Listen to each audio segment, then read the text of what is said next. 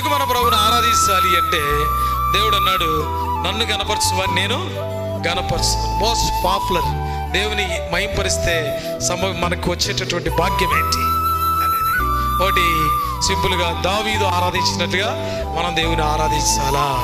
ధనవంతుడైన దేవుడు దరిద్రుడిగా మన కొరకు వచ్చాడని. నెంబర్ 2, ఇశ్రాయేలీయులు, మోసే, అక్కడున్న ప్రజలు ఆయన పరిశుద్ధుడు అని ఆరాధించాడు. ఆయన ఆరాధించేవారు ఆయన దృష్టికి ఏం కావాలా? పరిశుద్ధులై ఆరాధించాలా. నెంబర్ 3, ఏం చేయాలంట చెప్పండి? క్రీస్తును ఏం చేయాలంటే అందరికంటే గొప్పవాడు కాబట్టి ఆయన్ను గొప్పగా ఆరాధిస్తూ రావాలా. 4వది, యెరూషలేము ప్రజలందరూ కూడా ఆయన రాజు అని ఆయన నిలబడినప్పుడు ఆయన బోధించినప్పుడు ఎలా ఆరాధించారో ఆ విధంగా మనం ఆరాధించాలా. 5వది, ఆయన మనకు ప్రాణం పెట్టాడు కాబట్టి, ఆయన మన కొరకు రక్తం కార్చాడు కాబట్టి, ఆయన మన కొరకు తిరిగి లేచాడు కాబట్టి ఆయన మనము